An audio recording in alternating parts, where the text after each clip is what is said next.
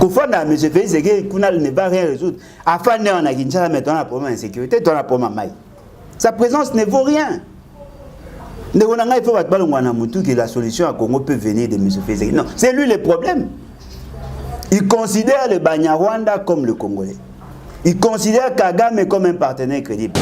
Aujourd'hui, il y a un ambassadeur italien à Koufia. Au moins, il que tout le monde a agité. Tant que M. Félix Tshisekedi va passer attention à profiter que la famille a présenté ma condoléance.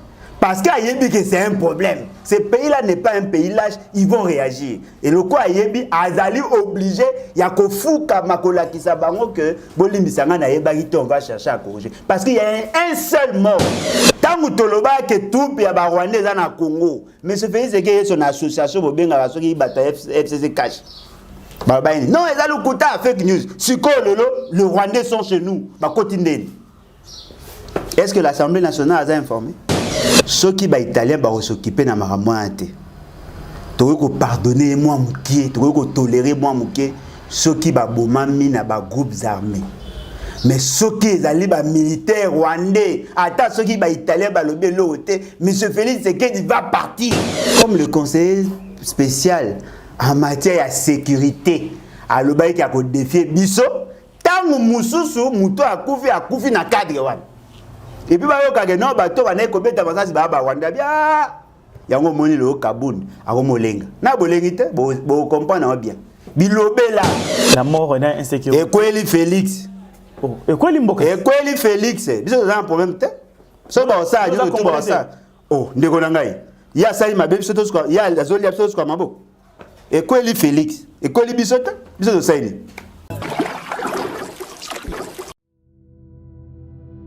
Plusieurs projets de développement sont à l'actif du député national élu de la ville de Bukavu, Didier Okito Lutundula, pour cette année 2020. Proche de ses électeurs, le vice-ministre de l'économie nationale a porté sa contribution dans plusieurs domaines de la vie. Dans le domaine de la santé, alors que le monde fait face à la pandémie à Covid-19, Didier Okito, à travers la fondation DOL, a procédé à la distribution de 15 000 cache-nez aux habitants de la ville de Bukavu pour leur permettre de se protéger contre le coronavirus. La maison Stelman vous propose des prestations de qualité pour vos gâteaux de mariage, anniversaire ou autres événements. La maison Stelmag vous propose aussi des gâteaux personnalisés pour vos anniversaires ou autres. Contactez-nous au 06 63 30 36 83 ou encore au 07 81 83 15 74. Vous pouvez aussi nous contacter sur la page Facebook Hostelmag.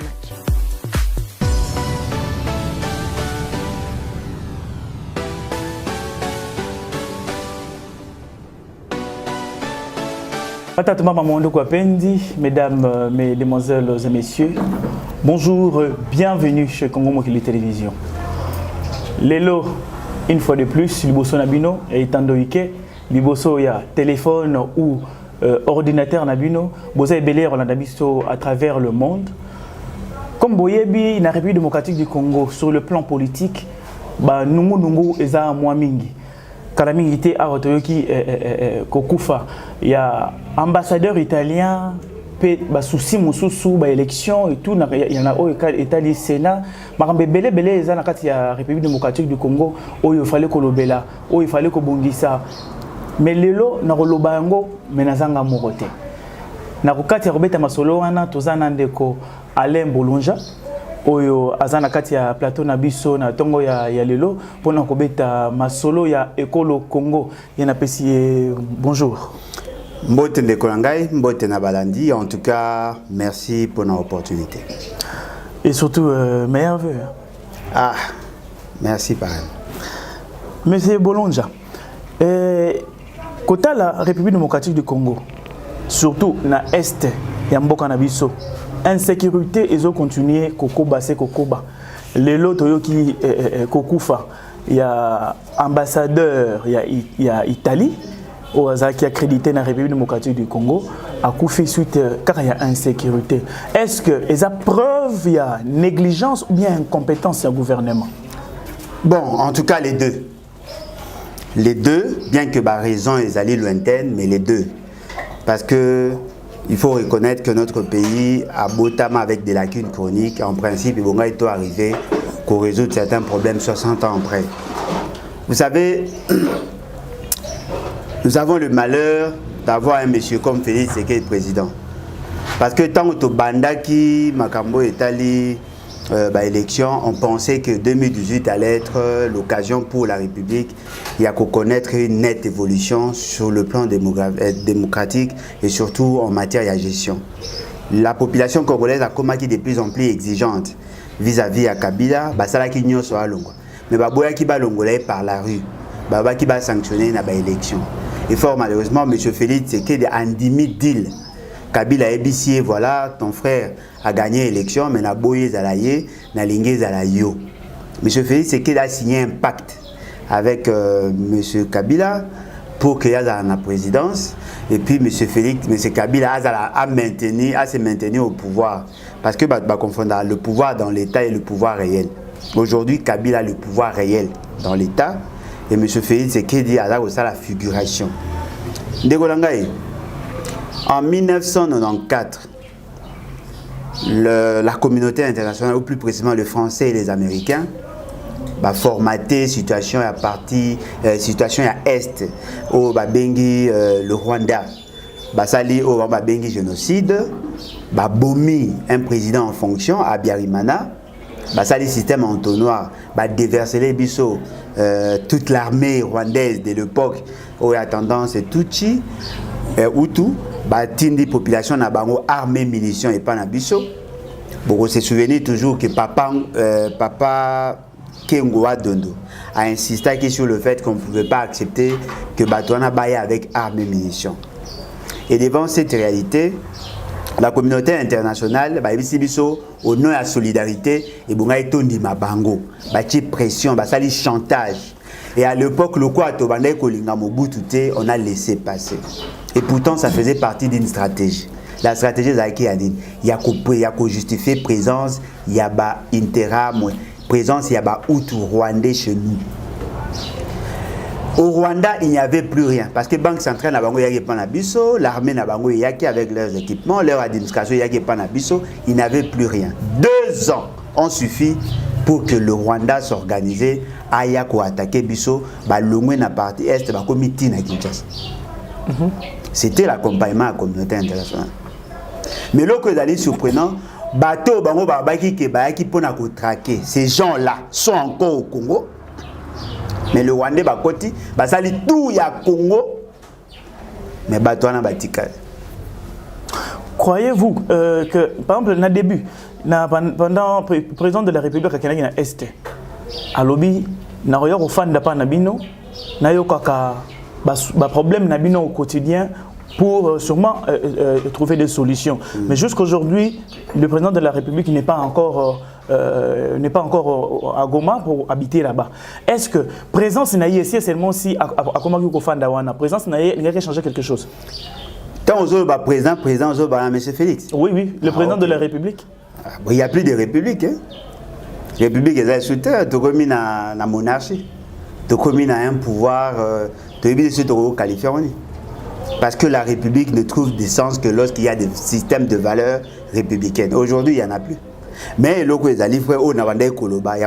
corrélation, il y a eu plus de 6 millions de morts. On a crié, beau crier devant la communauté internationale. Cette communauté internationale qui a toujours été complice à l'Obak et l'autre. Mais pendant que la population s'est plaignée dans l'Iwa, Kondo Etienne Tshisekedi, papa biologique et idéologique, il y a M. Félix Tshisekedi, chef de président de la République, à l'Obaka, que c'était Ponaye, nous sommes co-responsables à ce qui nous arrive, parce que c'est nous qui étions à la base, il y a instabilité en Afrique. Là, il parlait de Mobutu. Son fils dit que non, bateau bakoufi les dégâts collatéraux, le fait seulement qu'il y avait crise dans Rwanda, yango ils ont justifié ce que nous vivons. Ce qui veut dire que c'est lui qui prétend être président de la République aujourd'hui ne considère pas la chose dans le même angle d'idée au Yozana. Et quand M. Félix Tshisekedi vous dit non, voilà, je vais installer l'état-major na Est, quand je vais à Albi, je veux m'installer très bientôt na Est. Vous comprenez qui philosophie n'a été. Philosophie n'a été. Il va s'installer avec son leadership mou là-bas. On ne va pas résoudre le problème par la présence, la seule présence, il y a M. Félix Tshisekedi. Nous devons avoir une armée républicaine. Nous devons avoir des services de renseignement qui travaillent pour l'intérêt de la République et non pour maintenir M. Félix Tshisekedi au pouvoir. Confondre M. Félix Tshisekedi, Kounal ne va rien résoudre. Afin de on a Kinshasa, mais on a un problème d'insécurité, on a un problème de maille. Sa présence ne vaut rien. Il faut que la solution à Congo peut venir de M. Félix Tshisekedi. Non, c'est lui le problème. Il considère le Banyarwanda comme le Congolais. Il considère Kagame comme un partenaire crédible. Il considère le Rwanda comme un pays ami. Même si à Pandikoune, et ça est l'autre. Aujourd'hui, il y a un ambassadeur à Koufi. Vous avez vu la communauté internationale n'a pas touché. Il y a eu un ambassadeur, un garde du corps. Les deux sont des Italiens. Il y a eu un chauffeur au Babikaza congolais. C'est-à-dire qu'il y a eu 3 morts. Mais avant leur mort, il y a eu plus de 6 millions de personnes. Personne n'a réagi. C'est-à-dire qu'aujourd'hui, notre malheur, c'est d'avoir M. Félix Tshisekedi à la tête du pays. Il ne va rien résoudre. Je suis prêt à mourir pour la situation à Est. En coup faté. Ils ont dit à M. Félix Tshisekedi à faire un agoma. Bon, on a fait un mariage. Mais comment on va faire arrêter? Non, mais il y a il faut qu'il a fait un mariage, a convoqué, a loué, a voyagé. C'est ça, ça fait. Il y a un calendrier, un mariage, il y a un problème de la situation à Congo. Est-ce que tant que vous avez Congo, vous avez présenté à condoléances? Très rarement. Mais il y a une invitation, il y a un numéro, il y a une table, il y a un mariage, tout. Il y a ce qui veut dire que le problème du Congo aujourd'hui, c'est M. Félix Tshisekedi. Parce que ce que tu as dans la Constitution, la Constitution est claire. Le commandant suprême, il y a forces armées, c'est celui qui joue le rôle, il y a président. Ce qui est le commandant suprême à Andengouan. Vous pensez que la solution à Congo est qu'on a résolu? Vous allez journalistes, allez vous renseigner. Vous avez des familles, il y a bateau blessés de guerre, il y a bateau démobilisés. Allez leur demander, on leur donne combien? 30 000 francs. Ça représente 15 $. Vous savez, le colonel touche combien? 210 000 francs. À peine 25 $. Et 105 $. Un colonel, haut officier militaire. Souda Molongo a 167 000 francs. À peine 83,5 $. Mais non, attendez. C'est comme M. Félix Tshisekedi a Bino Bobet, mais c'est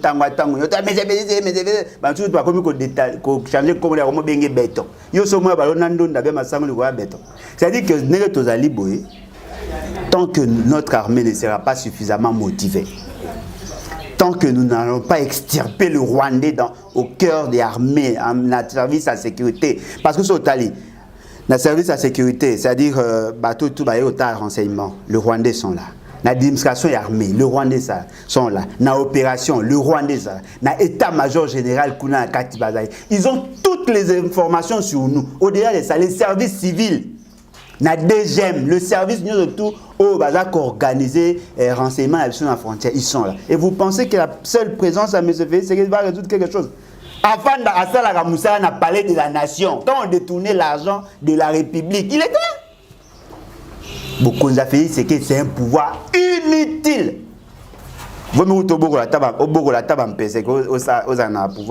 Parce qu'on ne va rien résoudre. Si vous voulez que le problème est à Congo, en matière de sécurité, il faut avoir un commandant en chef capable de dire non à Kagame. On considère Kagame comme Moutou Malonga, on ne fera rien. Parce que Kagame n'a rien à gagner, ce qui est Congo est comme la sécurité. Voilà. N'est-ce pas que le président de la République, Félix Antoine Tshisekedi, Azo Salamakambo par rapport à la diplomatie? Non, parce que lui, la guerre, oui, mais... Tu confondre la diplomatie et l'acheter. Allez dire ça aux Américains. Tant qu'on va attaquer à World Trade Center, ça qui diplomatie va attaquer Afghanistan. Vous savez, le premier principe où ils ont fondé l'existence d'un État, c'est la sûreté de l'État. Le premier devoir, il y a l'armée, la police, c'est garantir la sûreté de l'État. et l'armée, la police, mission na ya liboso, ya bango, yango. Quand on tue un Congolais, le principe de la réciprocité en diplomatie voudrait assez que le pays où abomi Congolais a senti que vous êtes mécontent. Mais quand un président de la République, on tue 210 personnes, même pas au Tchad, drapeau en Berne. Vous avez en diplomatie? Bengango l'acheter. Un voisin a oti musika aya zola na mwa na kata ndako abeti pa po bu apasuki asi apo bia papa sali nini ko limbisa obiso ko za devanga na omono lâche. Premier réflexe, on protège d'abord l'enfant et puis on négocie. Comment vous allez négocier, vous allez parler de la diplomatie alors que depuis biso bandi confiné à Rwanda, aucun Rwandais a koufa na lisa. Yo soka tango ke na troupe moko congolaise et kota na Rwanda babomi ata mpese ata sili ya Rwandais, rien. Bobi en diplomatie neni. Le principe de réciprocité n'existe pas en diplomatie, même en droit international. Aujourd'hui, il y a un ambassadeur italien à Koufia. Au moins, que tout le monde a agité. Tant que je me suis fait, c'est que attention à profiter que la famille a présenté ma condoléance. Parce qu'Ayebi, c'est un problème. Ce pays-là n'est pas un pays lâche, ils vont réagir. Et le quoi Ayebi, Azali obligé, il y a que fou Kamakola qui s'abango que Bolimi Sangana Ayebagito, on va chercher à corriger. Parce qu'il y a un seul mort. Bon, deux. Mais Bino Bokoufi, 6 millions, vous avez la diplomatie. Moi, je suis beaucoup, à 11h30. À 12h, toute l'armée sera mobilisée. Premier réflexe, attends ceux qui vont gagner, mais au moins un Rwandais à Koufa. Ceux qui vont l'ongolanga après, mais au moins un Rwandais à Koufa. C'est ce que moi j'appelle réciprocité. Parce que on a la Bible, il faut qu'on limite ça. Non, Dieu n'a pas dit ce que vous dites là. Il est considéré comme un infidèle, un parent ou un citoyen qui n'est pas en mesure de protéger sa nation. Alors dans cette optique-là, la mort de Luca, l'ambassadeur italien, le président de la République a dépêché un émissaire pour aller déposer une lettre auprès du président du Conseil italien. Est-ce que nous devons craindre des représailles? Non, bien évidemment. Il y en a autour que les Italiens ne sont pas des lâches. Est-ce que l'histoire italien? Italie ou Rome est la plus grande puissance. Colonisa pratiquement une bonne partie. Il y a des pays, il y a le Moyen-Orient, il y a l'Europe. C'est une grande puissance. Une très grande puissance. Parce que sur l'Italie, l'homme le plus célèbre, ou Mouto Baloba, comme on aime Jésus, a botamment la circonstance Nîmes. Rome gérait déjà la partie à Israël. C'est une grande puissance. Et puis, et pas dans Bango, le président a dit que l'opinion de Bango est exigeante, ils n'accepteront pas de laisser passer. Il s'agit là d'un représentant d'une nation à Koufi lâchement dans notre pays. Moi, M. Félix Sénénazan, Netolo Basiko, a robé la grippe, à ta AVC. Parce que va commettre erreur belé dans le mécanisme de sécurisation. Naoki bat na bango mo ba bunga nzela non, les services de sécurité, les autorités. Quelle honte! Vous avez dit que vous avez un aéroport. Pour franchir l'aéroport, vous savez, il y a combien de services? Comment vous avez un aéroport, là où il y a tous les services, à Mati avion, à Kiti avion, à Goma, à Bimi na tarmac, à Komi na place à réception, à Bimi na aéroport, à Kena Pam, à Zongi, à Bimi place à Kendaki, et puis à Koufi Nanzela, parce que chaque fois que moi je voyage, et dans un niveau à 4, et en dehors du pays, tracasser dans l'aéroport, vous en avez été. Au combien ministre de la santé, bakangio photo, au combien RVA, au combien DGM, ok, ti au combien avion, société, il y a aviation, et qui t'a goûté, tu peux d'ailleurs le bosser belé. Baolo bakeba éviter. Bêtise, tant baolo bakeba konziba éviter, ministre des Affaires étrangères fait une déclaration disant que baolo tu connais Karaming. Et vous pensez qu'on va nous prendre au sérieux? Sans que ba mener ba enquête. Bamsou balobi FDLR, Moutou Babomi, Bon, va habiter zone où les alliés occupée par l'armée congolaise, Babakisi, et l'armée rwandaise. Vous avez imaginé? Na Congo, na frontière, et là la frontière na Rwanda té. Na kati ya Congo, balobi, zone où les alliés occupée par l'armée congolaise et l'armée rwandaise. Tant que toloba que tout ya ba rwandais na Congo, mais ce fait c'est que son association bobenga ba soki bata FCC cash. Non, ils ont le côté fake news. Si les Rwandais sont chez nous, est-ce que l'Assemblée nationale a informé? Il y aura des représailles. Ça dépend, il y a un instrument qu'on va utiliser, mais l'Union européenne ne laissera jamais passer ça. Surtout que, il y a des informations pour redorer l'image, ils vont mener des enquêtes. Ce qui est tombé dans la enquête, que le Rwanda dans la carte à Congo, M. Félix Tshisekedi va partir. Parce que les Rwandais ne sont pas chez nous. Comment yo, Rwandais pas na biso? Aucune autre institution n'est informée. Balobi na un peu wangani. Et puis na sima ba ebisa biso après que non, ba soda na ba bomi ambassadeur ba bomi ba Rwandais. Au biso na danger pour protéger les Rwandais. Assemblée à la montée. Au moins, il marché pacifique ici. Là. Parce que, est-ce que vous avez imaginé, en 1961, Mokonzimora à Nations Unies à Koufa. En 1991, un ambassadeur français à Koufia. C'était pas en 92? Le lot 2021, c'est-à-dire que cycle il y a 30 ans. 30 ans après, il faut 30 ans. Mais sur les années, ça fait partie du bilan Félix Tshisekedi.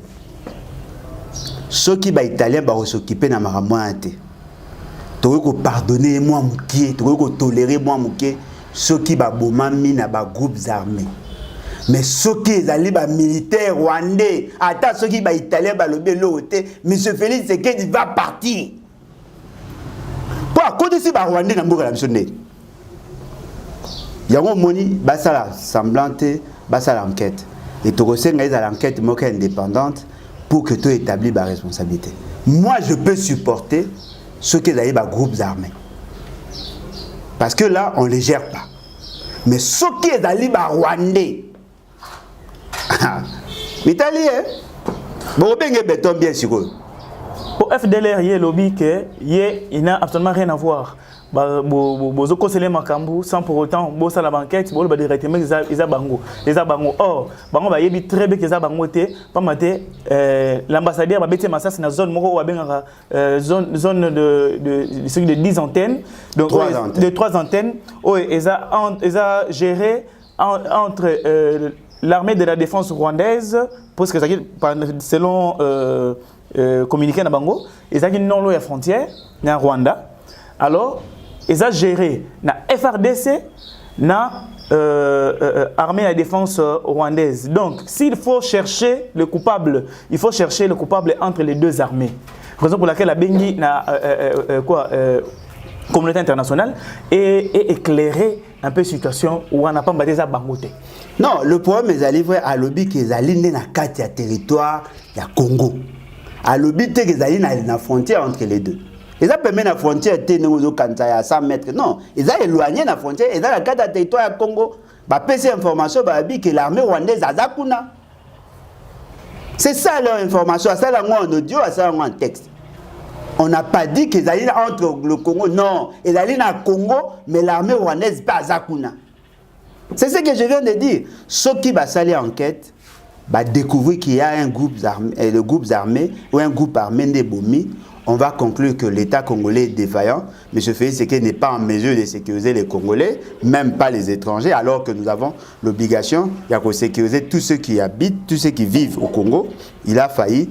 On peut comprendre parce que quand nous parlions, nous disions à la communauté internationale de s'impliquer pour sécuriser la partie est du Congo, Bazaki, que ça assemble. Mais ce qui est allé armée rwandaise, Babomi Moutunamboka na biso, et surtout un pays ami, c'est en ces moments-là qu'on va réagir. Mais pour l'instant, Torotika enquête et ça va démontrer Bisso qui en est réellement responsable. Mais dans tous les cas de figure, M. Félix Tshisekedi ne mérite pas être président parce que lui, en tant que commandant suprême, devait tout faire pour sécuriser le Congolais et les étrangers qui vivent chez nous. Le col a failli dans la mission, et ben, il ne mérite pas être président.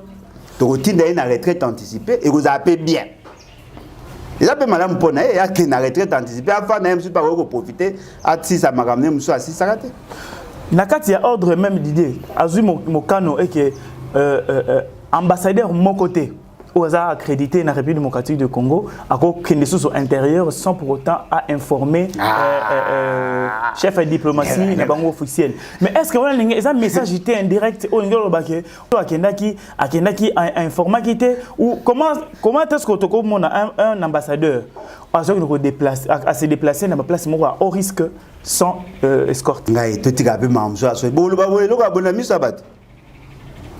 L'État congolais a tiqué ambassadeur qui n'est partout sans que l'État congolais en soit informé. Parce que c'est mon cas, nous, on est ce qui signifie c'est un malheur pour la République. Il gère le pays avec autant de légèreté. Même Ngaï Congolais de père et de mère, pour voyager, il faut que l'État l'informe. Bon, il y a ambassadeur. Il a été accrédité ici sur base d'un document. On l'a accepté ici sur base d'un document.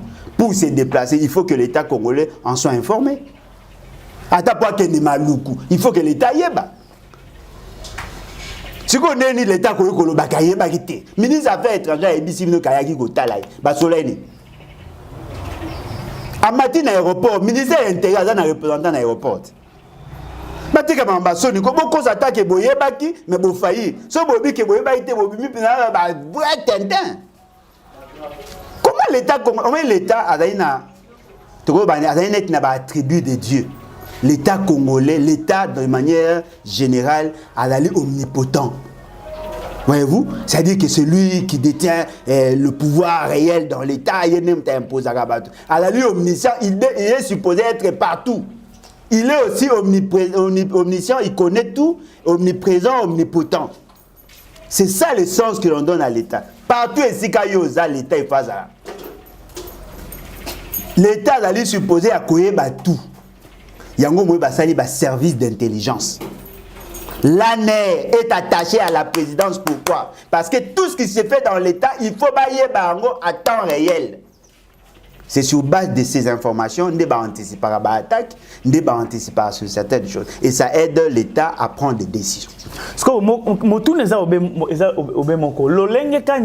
il y a un ambassadeur à se déplacer dans une zone modèle sans escorte. Car on a garde du corps. Non, mais pour ça, il y a une enquête qui tirer la conclusion en dé.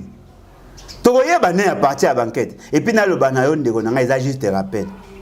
Moi, je vais investir bourgmestre omnipotentiel, le futur, le bourgmestre à l'école, est-ce que vous voyez que général Moutou a sécurisé qui bango tout l'ambassadeur des États-Unis, ba ministre wana ba kendaki na ba roubé wa tout. Vous m'ta sécurisé bon. Un général dissident ou azali le lot général rwandais ou azali le lot ko sécurisé parti à Minembwe.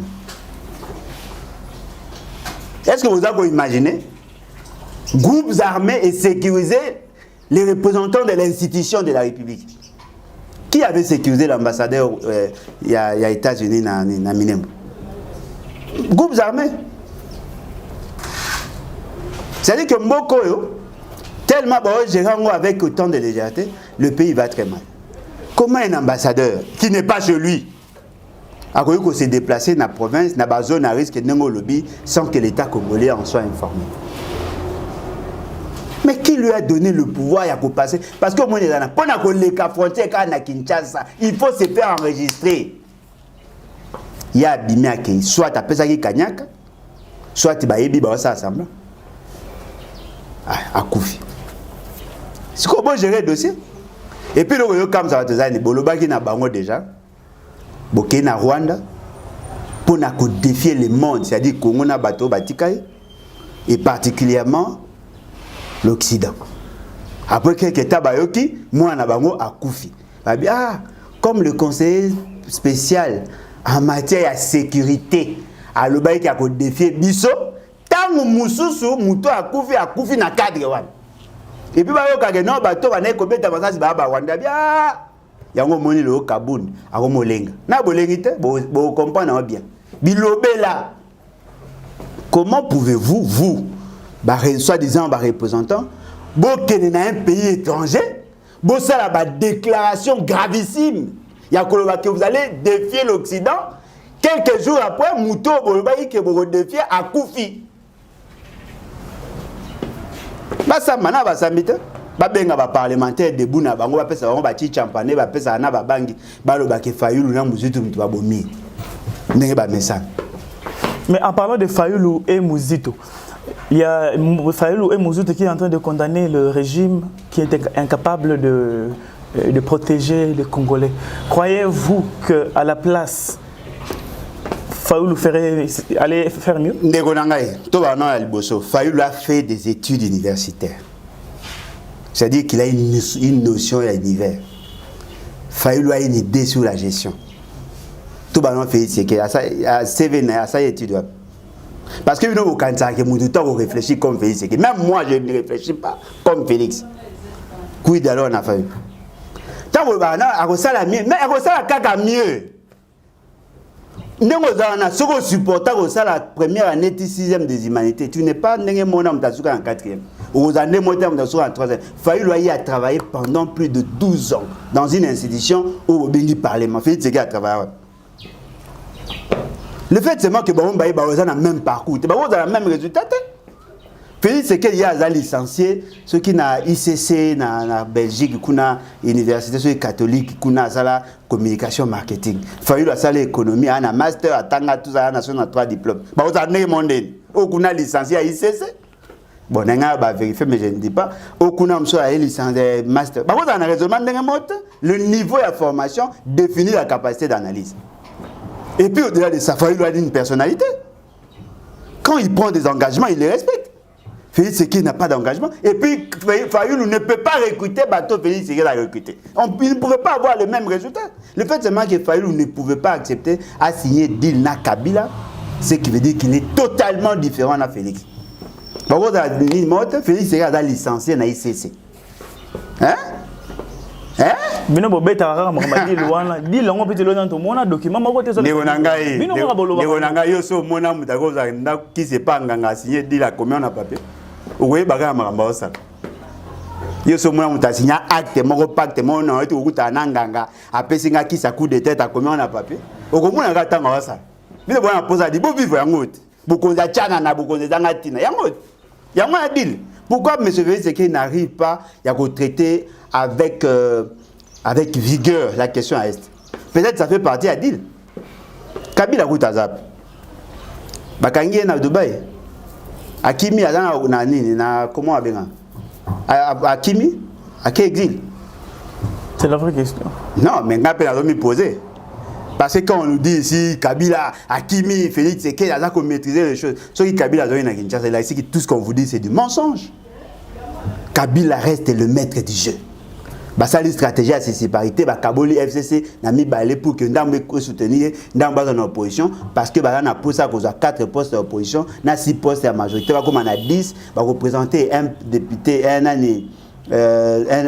Comment on appelle, un président, il y a société civile ou il y a outil na poto, à Koya na Kota, il y a comment on appelle église armée du Saline Toyoka pour que cette fois-là, comme on a 11 na niveau ACNI, bah qu'on maîtriser déjà 9 personnes à cour constitutionnelle pour que ça l'élection en 2023 va tricher. Kabila est là. Mboka, mis à part le problème et quoi il concernant la mort et l'insécurité. Et quoi il Félix? Et quoi il Mboka? Et quoi il Félix? Vous avez un problème te? Ça va ça, je tout ça. Oh, ndeko nangai. Il y a ça il m'a bien surtout quoi. Il y a la zone il y a surtout quoi mabo. Et quoi il Félix? Et quoi il bisota? Bisoto ça il. Hein? Et quoi il? Concernant Marambo et quoi il na est? Mboka na biso peut-être to l'équipe na élection Assemblée nationale, Sikoyo, Tozana Sénat. Assemblée nationale, la Sénat, en ce qui concerne la poste, il y a deuxième vice-président. Moi, deux poids lourds, il y a politique, bazo ndongwana, nabatu nabango. Toana Bemba, Nakatumbi. Donc on a tout à sincère. Bemba oyo yeba oyo no fuka mela soki Jean-Michel wana. Bemba oyo yeba ya poids lourd pour nous boza plus na nostalgie oyo no fuka mela muto ba nommer premier ministre. Il y a des motos à nommer premier ministre à même niveau na ba jamais Kambinga. Bemba oyo yeba oyo no fuka mela pas 5 poste. Bemba za sous poids lourd. Azara mune na kala akusi akonda. Botika ko surestimer Bemba ya kana le loba ko kanite. Et puis bateau bino bobenga à poste. Au moni eloko eza mabezani. C'est vrai to ko loba ke ba Bemba tout ça. Mais ma bena bango ba kanisa ke Félix qui est capable de changer. Ba bengi bango boya na botoli Kabila pouvoir majorité comme yanga boya to sunganga tout ça magam. Ba yeba légitimer pouvoir après bisi ba non voilà, je peux pas vous donner les postes na pometari bino parce que Kabila za kaka. Sko ba bemba pasi na bango yebo bango zani. Ba oyo ka soni kozonga na sima balo bana pepe que notre ça kere no ki ba do mona bango ke ba échouer. Ba okanga ma eko alimoaso abalaki mobali na ninga mawa akomi komona ke mambo etambo ya bien te mazo ka soni kozonga ndaka famille no ki ba osekaye pour ça ki déjà publicité liba. C'est ça. Ba souffrir hein. Ba bemba na ba Moïse ka tu faut tchona ma bonne délire. Nga oza supite ba bela ba avese ba souffrir. Bimisi bango ridicule. Au moins il y a ça qui ba émission mona Laurent Onyemba. Non, biso to la ni vision en Félix Tshisekedi na tout nega na boso na politique papa. Oyebi vision en Félix Tshisekedi. Boya ki ne pona kanyaka mbongo. Ote tout ça. Quelque temps après non tout ça Jakinda baini. Ba kosi biso eza makambo ya bango na Kabila échanger te. Kabila maître DJ. Yozo mona mutu ba sa ma ba vani kina. Atini mwasi na Congo Brazza mutu kazo tambola ye moko ti akokata bande mina matungulu. Le pays va très mal. Totika ko beta masula bato ba o distrait peuple. Ngonga yango ekomi pona biso to enclencher révolution. Tous monsieur Félix c'est que monsieur Kabila FCC casse avec l'association des malfaiteurs bo sangisi bango tout bo tie bango biska bikauki. En ce moment-là le peuple va se retrouver. Pourquoi on doit parler des gens qui ont corrompu et qui ont été corrompus, pourquoi on doit en parler? Un député qui vous dit que non, va corrompre, on a 10 000, on a 15 000, on a 7 000. Donc on va mettre un jeep. Des immoraux, pourquoi? Parlons peuple. Tant que na quartier no mais obimate. Tant que na quartier no kuwezate. Tant que na quartier no ba jeune bébé ba na misalati. Yo tozu chance au sala. Bamsou bana ni salate vie la passe cela au foot matin insécurité ma ezate vous ezate ndela malonge ezate mais tout betara ma soeur oh Félix ça sala ki oh mutu ba sala ki mais ils ne le font pas pour nous, ils le font contre nous.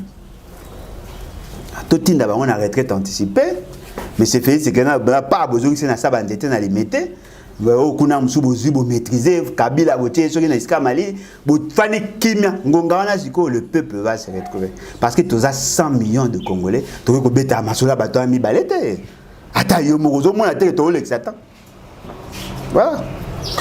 Mais na oyo etali ba kaka ba élection le lot moni teti quand il s'agit de la nomination et ça na eloko moko komi kozwa ampleur géopolitique.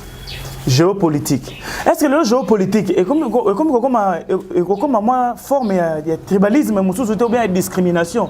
Parce que ça n'a pas ce que suka. Ote ba ressortissant ya Kingandi ba soutenir candidat na bango Kingandi mutu Kingandi ya côté na bango wana. Lobby to rebelle l'attaque marama géopolitique au sous est comme un problème. Non mais est-ce que bani le géopolitique? C'est quoi ampleur na Non, j'ai ampleur parce que ba inconscient de ba commune ba place ou ba décider. Est-ce que bani lilo? Pourquoi ça doit poser problème aujourd'hui? La Constitution voudrait assez que quand on nomme, qu'on tienne compte de la représentativité des provinces. C'est la vision du Constitution. Parce que la création à l'État congolais est en France. La France, c'est une nation. Biso, vers le processus, il y a une nation. On n'a pas la même réalité. L'État congolais est volontaire mondial. tozalaka na ba Congo, tozalaka na ba Mongo, tozalaka na ba Tetela, tozalaka ba sangisi biso pour tokoma na état. Tokoma état nation. Ce qui veut dire que nous avons d'autres réalités. Ce que nous avons des compétences. Mais ce fait c'est qu'il a commis président de la République. Alors bien voilà le premier ministre Kassayan. Pour à Monique il y a compétent. Mais entre deux compétences, compétence à Kassai, na compétence à autre province.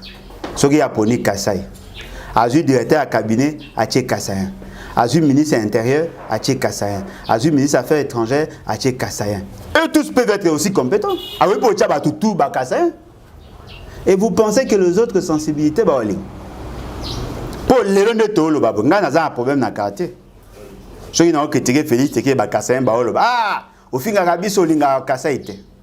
Alors que Mouton na Solanae a sa politique té mais azo boyanga po na critiquer Félix Téké. Est-ce que Félix Téké a représenté ba Kassaï? Mais ceux qui vont tenir compte dans la province, dans la sensibilité de la province, pour eux, gérer le pays, il y a une constitution, le quoi, il y a 450 tribus. Il faut bosser. Pas en termes, il y a des tribus, mais en termes, il y a des provinces qui sont des entités.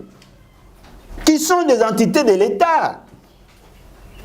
La tribu, la géopolitique, la tribu, la zone géographique. Il faut que Mongo ou tenir compte de la sensibilité à la province. Parce que dans la province, il n'y a pas une seule tribu. Il y en a plusieurs. Aujourd'hui, dans la province d'Équateur, au Kuta Bangbuza, Bangombe Baza, dans la Équateur, au Kuta Mongo Baza, dans la Équateur, les tribus sont allées belées. Mais ce qu'on va dire, il faut qu'un représentant de la province, parce que l'État congolais est constitué dans 26 provinces. Bon, on a bendé. Ma bende zalake na kati ya poste moko boche muluba oh mais comment coïncidence ba tutu bazaka baluba nangonga esko batu bako se plaindre parce que oche tribu mais soko oche mutu ya Kasai occidental oche mutu ya Kasai oriental soki kuno chaki muluba a oche par exemple koto oche na musonge kuno oche mutetela mabeza. C'est ça ma bête, comme ça ma bête parce qu'ils vont comprendre vision constituante. Mais loko ils a livré le tribalisme et ça ma cache. Yango to ça qui bon nakata conso ba yibi que tribalisme ezali ba lobi qu'il faut combattre le tribalisme. Parmi ba mécanismes à tribalisme et à combattre le tribalisme, ba lobi que le président de la République a dans les symboles de l'unité nationale. Est-ce que c'est ça symbole de l'unité? Un président qui ne fait que victimiser tribu. Oh non, Luba baza attaqué. Negonanga so bimia nandela. Mutaba ba Mongo bazara bandumba. Ba Congo ba yuma. Ba yaka bazara ba tapusu. Est-ce que ça ezali tribalisme? Ezali ba critique tout ça entre nous pour na kola qui ça va faiblesse ya ba tribu, mais nous vivons ensemble. Chez moi à la maison moi sinangaza papa na muta seke banza, maman na muta kabiaka monga. Yo ba ofana na Kinshasa tribalisme zara makasi. Et comme ma casse avec Félix Tshisekedi. Parce qu'il y a des fans qui sont sur la tribu. Il y a des tribal, tribaliste. Les Congolais sont tribalistes, c'était le bateau qui est mboka. On est dans culture, mais à Kinshasa, tribalisme est athée. Tout ce plan, on a allé, on a été école. Aujourd'hui, les jeunes Kabongo, tout soutenir les jeunes Kabongo. Na bande mususa balinga fali mais ba province orientale. OK, kuna ba faire na ba ru ata école na été.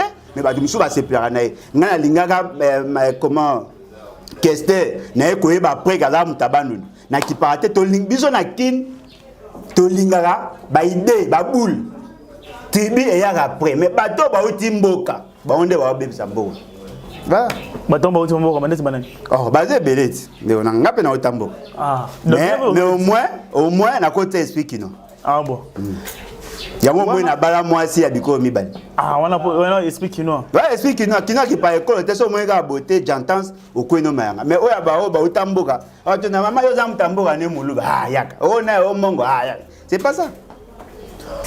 Aujourd'hui, après plusieurs mois, bana bafanda na ndako classe exate problème Covid-19 non bana batanga en ligne nde bana bakotanga na télévision bateli mino soki chaîne nini wana professeur azopesa cours mo courant pe kei botanga na en ligne pendant que na kabe ka mwanga to wap kuna bazana connaissance internet te biso déjà na Kinshasa ça kapasi 2000 francs chaque jour compliqué ba parents bazo foutre maté et tout ça mais aujourd'hui rentrer scolaire et salami est-ce que parce que Fayulu Lobaki est-ce que ou comment puisque jusqu'aujourd'hui comment vous trouvez ça?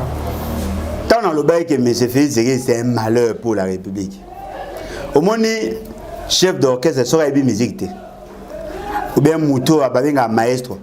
Alors, il a fait sa tempo, il a malungate, bateau, il a fait un instrument, il a fait une cacophonie.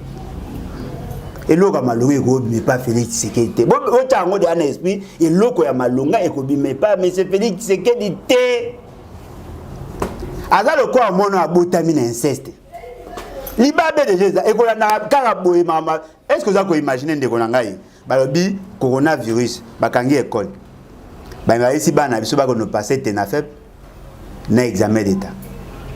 Ba pesa bango diplôme à Covid, diplôme Covid-19. Moi na tangate asali test moka malunga te maleki classe. Ba ça ici bana tenafep bana baleki classe. Bah habiter si batanga qui moi une partie te corriger l'année prochaine bakangi sous pour des raisons en Covid toujours il ça mais Covid déjà ko toucher province ignon sauté botika bano province zali non infecté batanga ba oyo bazina ba zone infecté boko ko luka ko corriger ba imperfection ba ta ba victime parce que bango ba na ba zone infectée ndeko langa bakangi na kabea ka mwanga 0 cas Covid. Bakangi na Bwende 0 cas Covid. Na Aketi 0 cas Covid. Ok na Bunyakiri 0 cas Covid. Ok na Benkpese 0 cas Covid. Ko bakanga jaone. Covid en opé et silité. Est-ce que vous pensez que la Covid est aussi là quand pour na tunaka soi-disant ministre de l'Intérieur et ya nani ya santé wana. Pour na kama on est na kota prison te. Na kutuna ministre na bino na prison boni. Mais gestion. On a vu bien que l'équipe a riposte, la déclaration que la riposte a été mal gérée. Pression à IGF à Kyozongis. Mais j'ai sûr. Tu as vu si Bango Bossa, formation en ligne. Couverture en internet, c'est moins de 40%. En RDC. Dessert en électricité, c'est moins de 20%. RDC. Bateau ba un accès na TV, c'est moins de 40%. RDC. Parce que autant que ça va en ligne, na mboko courir à rater, mutum soupe de pas bota mati a koufi à mona TV té. Bozo le bana bango que autant que ça va en ligne. Et puis biso ba oto yokola moi muke la psychopéda. Yo pesa moi na cours nini parce que sur hôtel même na certification, il y a enseignement par jour, moi na 3 cours avant, 3 cours après requête. Et dans la méthode, il y a transmission, ou bah, technique, il y a transmission en connaissance. Bah, ça, que matière, il y a moins 45 minutes. Parce que l'enseignant a yebi, n'y a comme moi n'a pas à comprendre. Yo, ça, les émissions en 45 minutes, autant ici, classe moko par jour, 45 minutes par jour, parce que autant que ça, moi, la première année, 6 heures, la TV. So aujourd'hui la première année 6 heures, aujourd'hui la deuxième 6 heures, aujourd'hui la troisième 6 heures, pour bah 5 tina 6e primaire. Au Banisco na 7e primaire, 8e primaire, aujourd'hui 3e, 4e tina 6e des humanités, tu peux enseigner toutes les matières en une journée, impossible. Ce qui veut dire quoi? Il a qui aventure. Le quoi besoin qui va mbongo UNESCO et consort, bah il a qui va distraire peuple. Bah qui s'abat tout peuple non voilà attends au carré mais on a trouvé des solutions. Moi j'ai trouvé des endroits où il n'y a même pas de télé. Regardez on a télé bango TV. Et puis TV on a télé bango avec Canal Sat. Pour RTNC comme à Kunate et Duc comme à Kunate et voilà. C'est quoi bateau na bo ba autant andene. Na wo CPO tcha vidéo. Bon mon a état ba école.